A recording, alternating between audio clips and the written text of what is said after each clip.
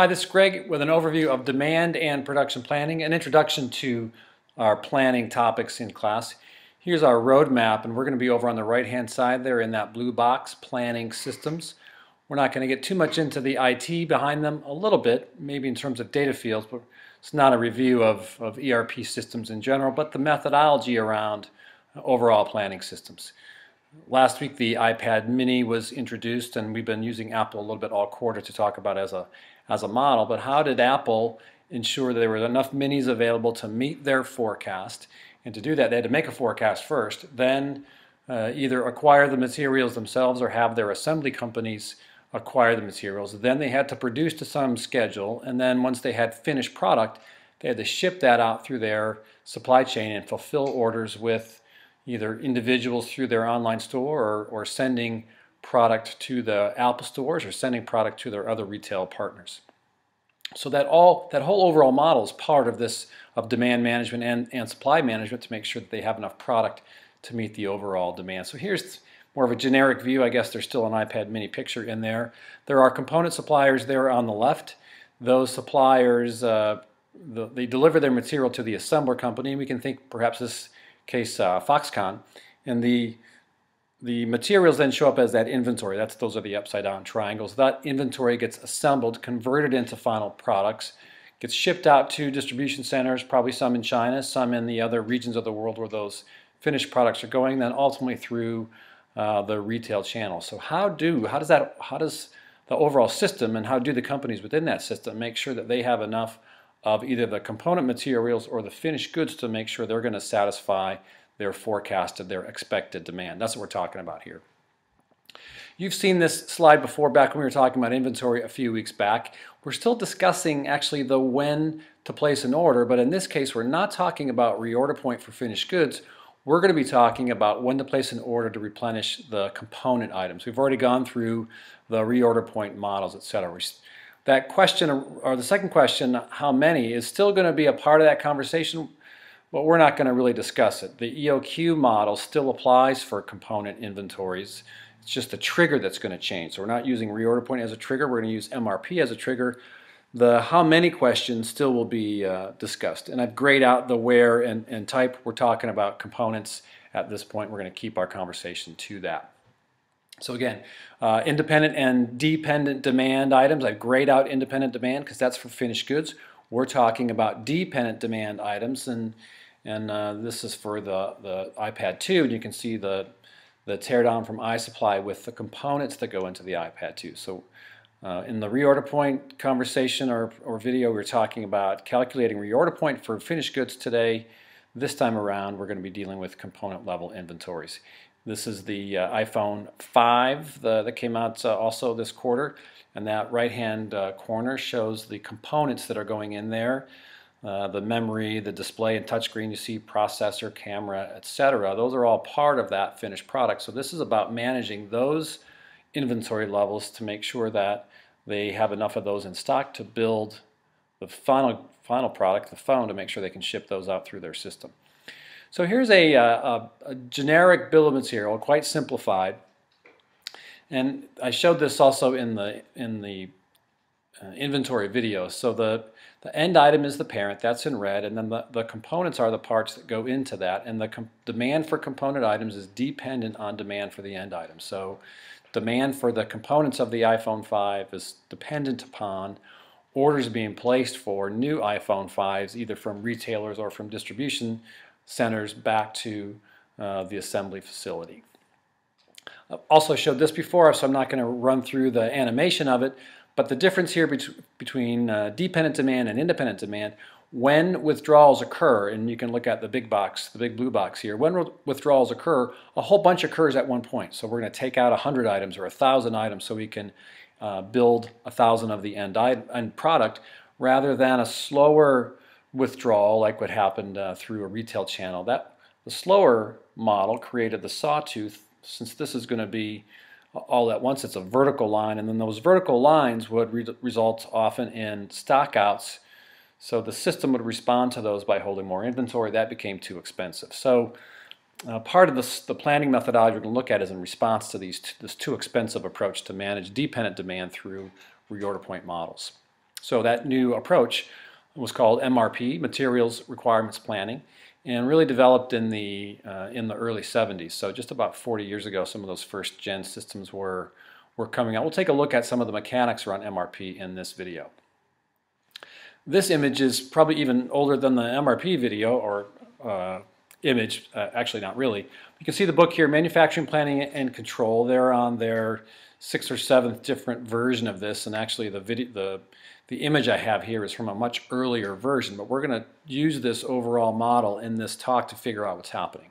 So some of the elements. In the very top, this longer term planning approach, so the very top row, things we might be planning out for a year, maybe 2 or 3 years if we have to add anything to that. And we'll come back and talk about those individual boxes.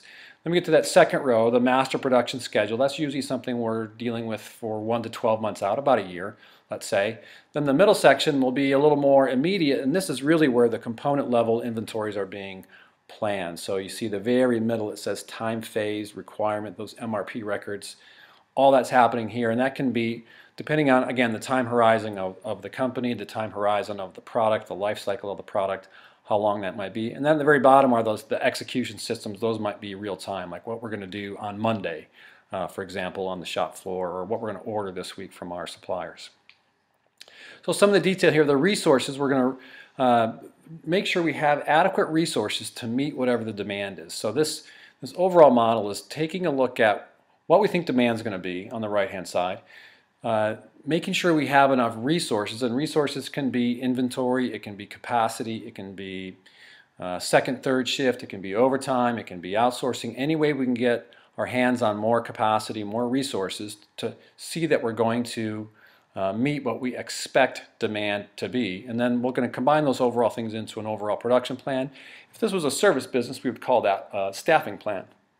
And then we're going to disaggregate that sort of aggregate view of demand for 1 year or 2 years. We're going to disaggregate it, break it down into smaller chunks.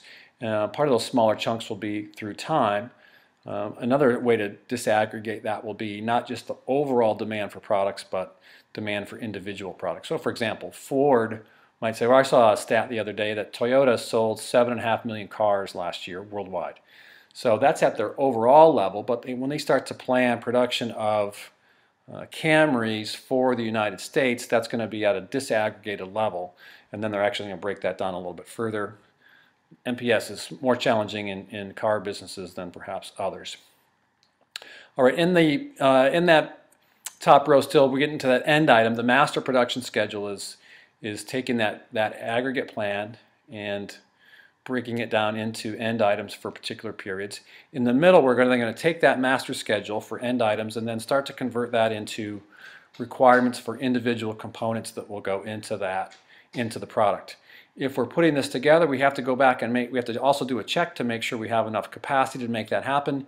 If we have enough capacity, if we have enough component materials, then we can go ahead and put together the overall plan. So that middle section there is where the materials requirements planning idea comes from. We'll talk in a few slides here about the notion of enterprise, sales, and operations planning, sort of a bigger view, bigger perspective, and maybe more of an updated view. It does much of the same activities, and here's a view of somebody else's S&OP look, and that's a new acronym perhaps for you. So their red box there is in the middle. If you look at the left-hand side, that looks like our resource planning, production, building new capacity, finding new suppliers. And the right-hand side looks like what we just talked about in terms of overall demand planning through all of our channels. And then again, we're going to combine those together to make sure we have enough resources, enough availability of resources to make sure that we can satisfy expected demand. Here's another graphic of somebody else's S&OP product. They have supply review, they have demand review. So again, we're coming together with what do we expect to sell, what do we expect to need, and then do we have enough resources, enough supply in place to make sure we're going to be able to deliver on that. All right, let's go back to our model. The master schedule was for end items, and so the end items here, this master schedule, is what the company is planning to produce in specific time periods over some planning horizon. So if it's monthly, we might make 29 in month 1, 32 in month 3, 74 in month 4, etc. The next item, the next level down then is to convert those end items into plans to make sure we have the adequate adequate component materials and adequate capacity in stock. Once we do a check to make sure we have adequate capacity in stock, then we'll go ahead and finalize our plans. But that's a bit of an iterative loop, and I put that red arrow in there to indicate that we might have a plan, and then we'll have to say, okay, we have the materials in place, but do we have capacity in place? Because to build our schedule, we need both of those. We need capacity and we need materials. So once we have a material plan, we're going to do this capacity check. That's the detailed capacity planning block, and we're going to make sure that we have adequate capacity available. But if we don't, then we have to shift around the material schedule and maybe even the master schedule to make sure we can be assured of completing that however many units we need in whatever time period that is. So that can be actually quite a very complicated math problem to do that. You're reading about the goal. If you have, hopefully you've started the goal already. When Goldratt released this book, he actually solved this very complicated math problem of this iterative detailed capacity planning loop it's quite challenging, NP hard for you math people. He didn't show anybody what his solution was. And if you're reading the goal, you know what his solution is. Now his solution is you plan, your master schedule is at, the rate of that is at whatever the constraint is in the system. So no need to do all this back and forth capacity check. Find the constraint, find the bottleneck, and plan around that because you can't go any faster than the bottleneck would be. All right, so this might seem all sort of ethereal to you and hard to access, but you do this all the time actually on your own. Here's a recipe, since it's fall, for pumpkin bread. Why do we need a recipe for? Well, the ingredients of a recipe are very much like the bill of material. Think of that teardown for the iPhone 5. It's all the stuff that's in there, even down to how much. So in this, we need 200 grams of flour and 200 grams of sugar, etc. Those are what we need, sugar, and then how much, 200 grams. So both of those, that information is going to be important. And then we also have a way to make it. We have a method. So in this IT world, we'd call this a routing file. So those are the directions on how to produce an iPhone 5 or how to produce a loaf of pumpkin bread. So ingredients and method, you do that stuff all the time. Here's what it looks like in our model. So the bill of material on the routing file, we just looked at that, ingredients and the method. We also we would want to know then, well, how many loaves do we need to make? And once we know how many loaves we needed to make, our demand, we would go back and say, oh, okay, do we have enough inventory? And that's that inventory status data. The right-hand circle of those three orange circles is saying, okay, how much flour do you have in stock? If you need 200 grams per loaf and I want to make 5 loaves, I have to make sure that I have at least 1,000 grams of flour in stock. And if I don't, I'm going to figure out when I need them and then place an order with my vendor for some additional flour so I can make sure that I have enough in stock when it comes time to make those loaves. So you do that again on your own, maybe not with such an elaborate system, but the methodology is largely the same. You also have to do a capacity check, some capacity planning to make sure that that capacity is in place. With Thanksgiving coming up, you might have a situation where you're going to be making a lot of food if you're hosting at your house, but you might just have a regular stove in stock or a regular oven. So how much capacity do you have? And here's an image of a double oven, so maybe you might take advantage of this double oven so you could cook 2 things at the same time, maybe cook 2 things at different temperatures. But if you only have a single oven and 4 burners on your stove, the way you sequence all the work you have to do is a little more challenged than if you had unlimited stoves in your household. Well, that's the same thing at a company. I only have so much capacity available. When will the capacity be free for me to actually make this next product? You're making those same decisions on the holiday. Hopefully it will go well for you. Once you have that checked, then you can say, okay, between 4 and 6 you can put your product in, your dish in to warm up in the oven because it's going to be available then, etc. All right, so that's just a quick overview of this general model of trying to make sure that we have enough materials in stock to produce the finished product. So most companies are using that MRP-based system if they're producing a product that has components attached to it. If you have any questions, post them to the discussion on Canvas, and if some of this was unclear, there will be another video as a detailing the mechanics of how MRP works. Thanks for watching. Bye.